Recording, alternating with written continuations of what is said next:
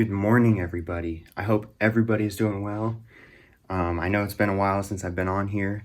As some of you may have seen on our Instagram at The Seasons Media, Cassandra and I are new parents, so we've been working on getting our schedule down.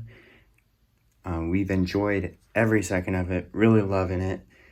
He is doing wonderful, but I have been working on getting some new arrows ready for this season.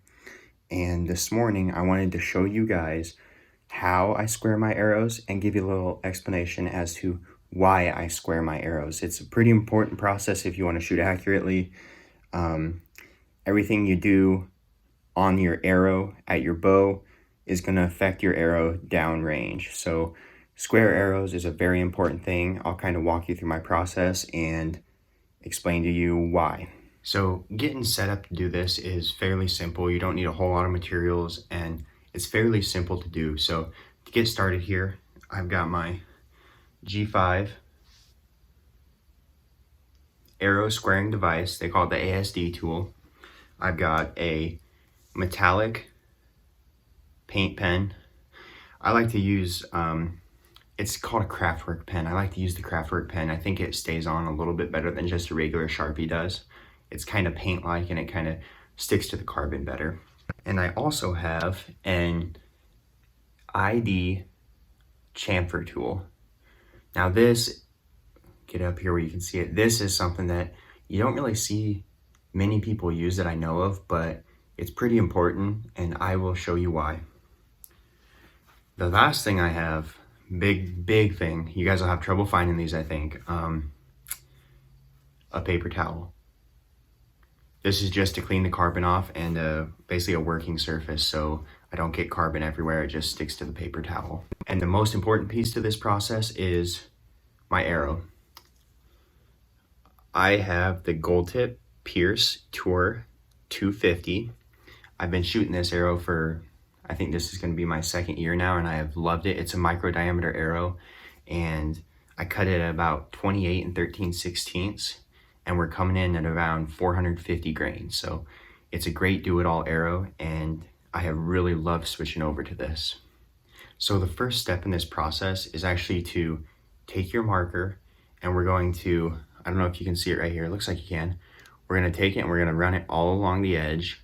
And Cassandra actually did this one for me because she was helping me out, but we're gonna run the marker all the way along the edge so we have some witness marks as to how much we're actually sanding off. So we've got our marker on the end there. And we're going to start by taking this, feeding it on here, holding down with pressure right here. We're just going to rotate the arrow with our other hand. And what that's doing is, this is a rough, similar to sandpaper, but I think it's a metal material that we're using there. You're just going to rotate this on there, and then you're going to look to see if you removed all of your marker.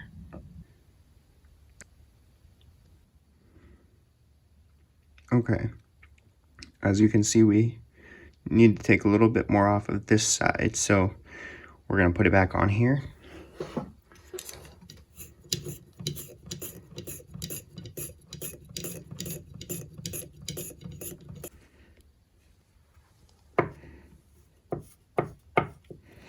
Okay, I ran it on there a little bit more, and now we're pretty darn good. So we're gonna call that end good, and we're gonna basically rinse and repeat on this end. Okay, there we go. That end was pretty simple.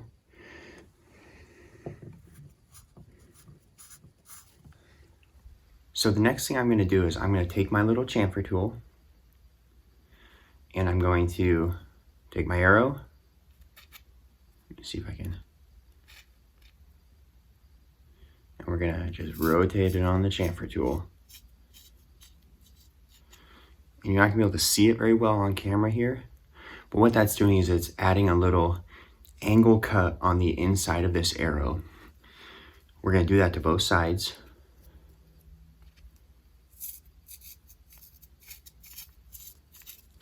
And it doesn't have to be real heavy, just enough to break the edge of the idea of the arrow. So the reason you do this is on your machined and molded parts like a knock, a pin bushing, or even your points, if these do not have what's called an undercut, which is material removed, this one has one. Let me get it to focus here. Which is material removed right underneath the shoulder here. That's called an undercut. And without an undercut, you're going to have a small radius underneath there that's going to not allow you to put your components in and butt them up square against your arrow. So if you look at a specific example is this pin bushing right here.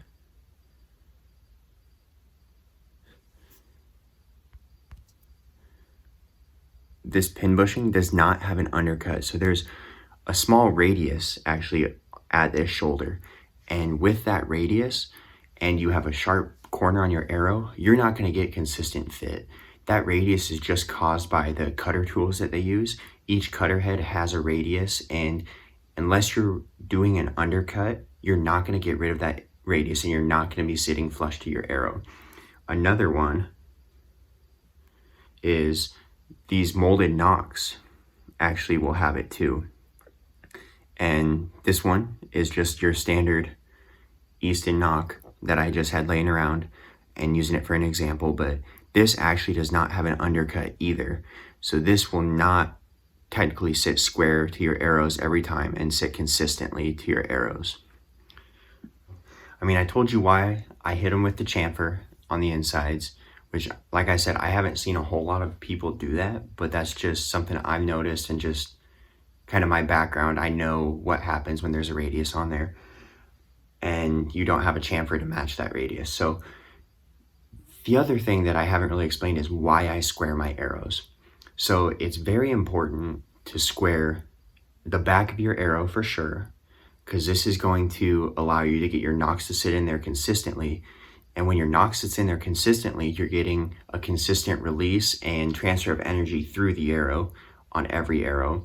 Whereas if you're not sitting in there straight on arrows, because a lot of times when you cut your arrow on the saw, there is going to be a portion of it that's not straight. So if you don't have a flat back of your arrow with consistent, nice and flat contact with your knock or your bushing or whatever you have back there, you're not getting a consistent transfer of energy through your arrow every single time. Now, it's the same can be said for your points. Well, not necessarily the same, but if your points aren't fitting consistently up front, you're gonna get different flight. So that's why when I build my arrows, I like to do everything I can to make them all as consistent as possible throughout the lot of arrows.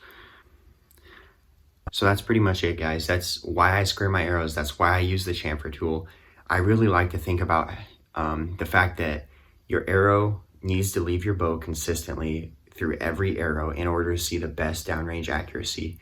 And anything you do at your bow with your arrow is going to show up downrange. So you want to make your arrow as perfect as possible so that your flight is as perfect, and it's really something that you cannot question whether it's you or your arrow, and you just know it's you. So with that being said, I hope you guys enjoyed this quick video. Make sure you're hitting the like button, make sure you're subscribing, checking out our shop, checking out our Instagram at The Seasons Media. And I hope you guys all have a great day and a great season, and I hope you're getting some shots in before season. See ya.